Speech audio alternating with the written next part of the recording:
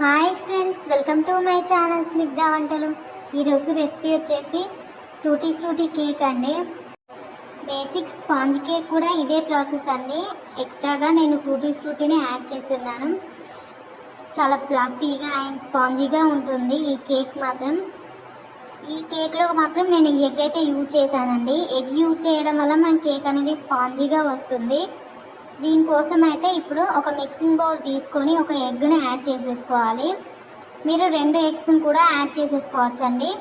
నేనైతే ఇలా ఒక ఎగ్ వేసుకొని బీట్ చేసేసుకున్నాను హ్యాండ్ బ్లెండర్తో. హ్యాండ్ బ్లెండర్ లేని వాళ్ళు మిక్సీలో వేసేసుకోండి.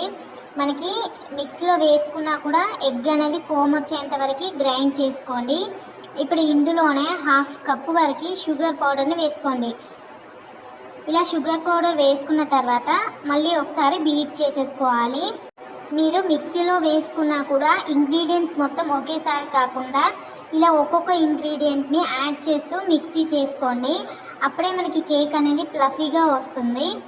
ఇలా బీట్ చేసుకున్న తర్వాత ఇప్పుడు ఇందులోనే 1/4 కప్పు వరకు ఆయిల్ని వేసుకోండి. ఆయిల్ ప్లేస్లో మీరు బటర్ని కూడా వేసుకోవచ్చండి. ఇలా బటర్ వేసుకున్న తర్వాత కూడా బాగా బీట్ చేసేసుకోవాలి. ఇప్పుడు ఇందులోనే 1/4 కప్పు వరకు మిల్క్ని వేసుకోండి. అంటే 60 ml వరకు మిల్క్ని వేసేసుకోవాలండి. ఇలా మిల్క్ వేసుకున్న తర్వాత కూడా ఒక 5 మినిట్స్ వరకు బాగా బీట్ చేసేసుకోండి. మీడియం టు హై స్పీడ్లో పెట్టి బీట్ చేసేసుకోండి. మనకి టెక్స్చర్ అనేది ఇలా ఫోమీగా రావాలి.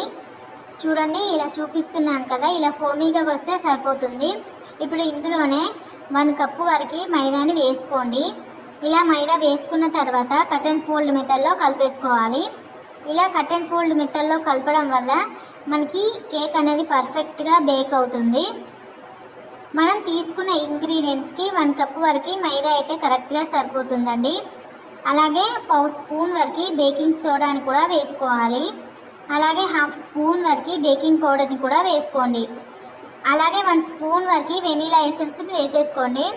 ఈ వెనీలా ఎసెన్స్ అనేది కంపల్సరీ వేసుకోవాలండి, లేదంటే కేక్ అనేది స్మెల్ వస్తుంది. మనం ఎగ్ వేసుకున్నాం కదా.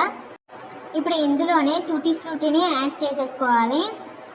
మీకు నచ్చితే డ్రై ఫ్రూట్స్ని కూడా యాడ్ చేసేసుకోవచ్చండి. ఇలా వేసుకున్న తర్వాత కేక్ను ఒకసారి కలిపేసుకోండి. కేక్ అనేది ఇలా ఈ టెక్స్చర్లో ఉంటే సరిపోతుంది. మనకి కేక్ రిబ్బన్ ఫామ్లో ఉంటే కరెక్ట్ టెక్స్చర్లో వచ్చేసినట్టు.